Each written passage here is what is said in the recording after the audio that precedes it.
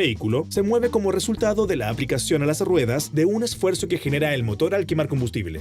Por otra parte, existen ciertas fuerzas que se oponen al movimiento de las ruedas. Las fuerzas que se oponen al movimiento se dividen en dos grupos: resistencia al rodado y resistencia aerodinámica. La resistencia al rodado se relaciona el roce entre los neumáticos y la carpeta de rodado, con las pendientes que sea necesario subir y con ciertos roces internos de componentes del vehículo, y depende de manera decisiva del peso del vehículo. La resistencia aerodinámica se refiere al esfuerzo necesario para mover el vehículo a pesar de la oposición que presenta la masa de aire que lo rodea, y depende críticamente de su área frontal, de la forma de su carrocería y de su velocidad.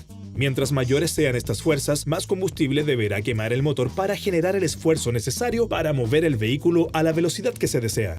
Una vez que el vehículo ha iniciado la marcha, adquiere una propiedad que se denomina cantidad de movimiento, que depende de la velocidad a que se mueve y de su peso. Los cambios de cantidad de movimiento que generan los incrementos de velocidad dan origen a mayores consumos de combustible, de manera que el consumo óptimo se produce cuando la velocidad del vehículo se mantiene estable. Para detener un vehículo es preciso aplicar fuerzas que se opongan a la cantidad de movimiento hasta reducirla a cero. Mientras mayor sea el peso de un vehículo, mayor será la resistencia al rodado, por el aumento del roce de los neumáticos con el camino y por la necesidad de subir pendientes. Para reducir los consumos de combustible y alcanzar un alto grado de eficiencia energética, es indispensable reducir al mínimo el peso transportado, que no es carga útil.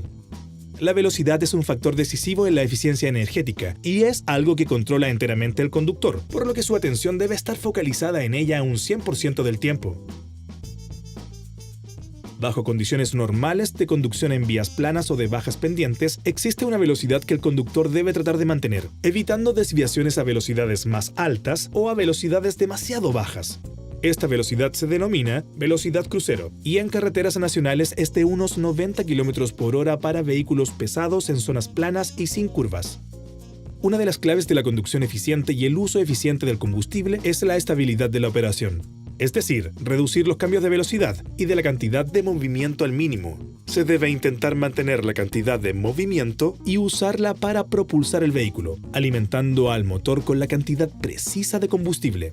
Cuando se requiera cambiar el régimen de marcha, debe hacerse de manera gradual y progresiva, sin forzar cambios rápidos y bruscos. Para lograr este tipo de conducción es necesario anticipar las condiciones de tráfico, observando los flujos con los que se comparte la vía a lo menos a unos 400 metros delante de la posición del vehículo. Si la vía está libre, mantener la velocidad de movimiento aplicando el mínimo de presión sobre el acelerador para lograr esta estabilidad.